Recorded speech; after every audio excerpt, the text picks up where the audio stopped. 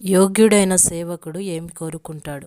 2 Timothy పత్రిక 4వ అధ్యాయం 6-7 వచనాలు.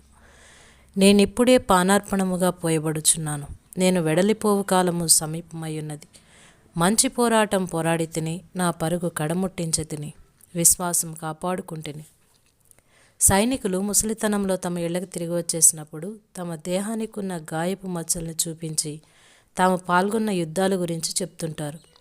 మనం కూడా ఏ నిత్యమైన నివాసానికి చేరుకోవాలని త్వరపడుతున్నామో అక్కడ దేవుని కరుణ గురించి, విశ్వాస్యత గురించి, మనల్ని ఆయన శ్రమల్లో నుంచి నడిపించిన దాని గురించి చెప్పుకుంటాం.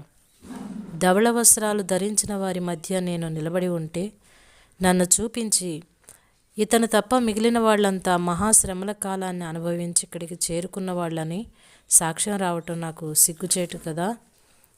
నీ సంగతేమిటి? దుఃఖం అంటే ఏమిటో తెలియని పరిశుద్ధుడు ఎడుగో అని నీ వైపు చెయ్యెత్తి ఎవరైనా చూపించటం నీకు ఇష్టమా? అయితే ఆ గొప్ప గుంపులో ఒంటరివవుతావు. పోరాటంలో పాల్గొనాలి, ఎందుకంటే కిరీటం సిద్ధంగా ఉంది. పర్వతం మీద యుద్ధంలో గాయపడిన ఒక సైనికుడిని డాక్టర్ అడిగాడు, నీకు గాయం ఎక్కడైంది? ఆ సైనికుడు జవాబిచ్చాడు, శిఖరం పైన. తన శరీరంపై ఉన్న గాయం మాటే మర్చిపోయాడు అతను. పోరాటమే గుర్తుంది, తాను కూలిపోయిన చోటే గుర్తుంది, తన గెలుపే గుర్తుంది. క్రీస్తు కోసం విశ్రాంతి లేకుండా ఉన్నతాశయ సాధన కోసం శ్రమిద్దాం. శిఖరం చేరాక మంచి పోరాటం పోరాడాను, నా పరుగు పూర్తి చేశాను, నా విశ్వాసాన్ని కాపాడుకున్నాను అంటూ సింహనాదం చేద్దాం.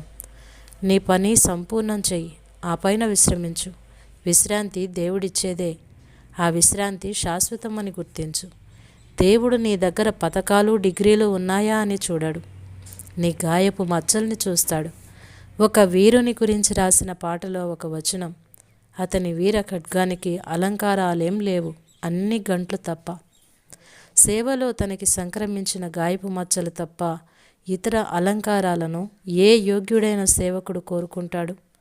కిరీటం కోసం తాను భరించిన నష్టాలు, క్రీస్తు కోసం పడిన నిందలు, దేవుని సేవలో తాను పొందిన అలసట, ఇవే అతనికి గర్వకారణాలు.